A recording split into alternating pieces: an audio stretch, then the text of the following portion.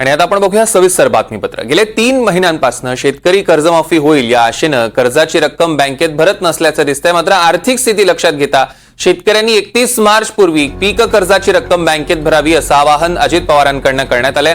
तर अजितदादा आणि आमची धोरणं वेगळी असल्याचं शिंदे गटाकडून स्पष्ट करण्यात आलंय। त्यामुळे शेतकऱ्यांच्या कर्जमाफीवरनं आता सत्ताधाऱ्यांमध्येच आरोप प्रत्यारोप सुरू झाल्याचं बघायला मिळत आहे।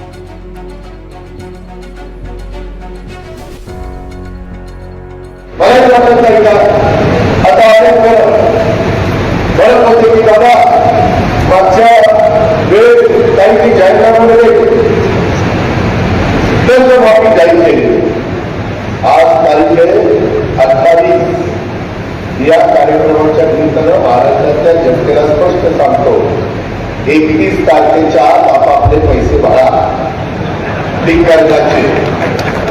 त्याच्यामध्ये जे काही सांगितलेलं होतं ते प्रत्यक्षात कृतीमध्ये येत नाही। कर्जमाफीच्या आणि आता करता येणार नाही। अरे बाबा, ते थापाडे सगळ्यात मोठे थापाडे ते आहेत।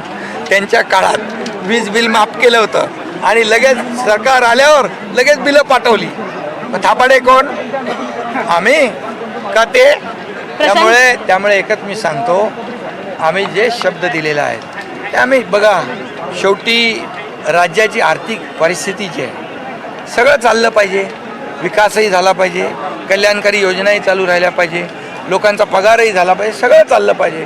ही कसरत करत करत हे राज्य महाराष्ट्र राज्य हे मजबूत आहे आणि आम्ही देवेंद्रजी, आम्ही अजितदादा या राज्याला देशामध्ये नंबर 1 केले, अजून मजबूत करू आणि या राज्यात सगळ्यात जास्त विकास प्रकल्प सुरू आहे, त्यामुळे आर्थिक क्षमता आमची वाढेल। वेगळी, अजितदादांचं काम करण्याची पद्धत वेगळी। अजितदादा हे युतीमध्ये आहेत म्हणून त्यांनी युतीचे आमच्या पक्षाचे धोरण त्यांनी ऍक्सेप्ट करावे असं काही नाहीये, म्हणून त्यांचे धोरण आम्ही ऍक्सेप्ट करत नाहीत।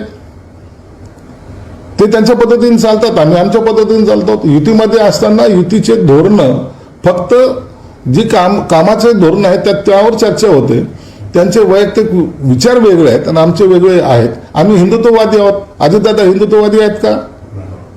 म्हणून हे सगळे प्रश्न उपस्थित होतात। अजितदादांनी त्यांचा मार्ग वेगळा ठेवणं हे त्यांच्या पक्षाच्या ध्येय धोरणानुसार आहे।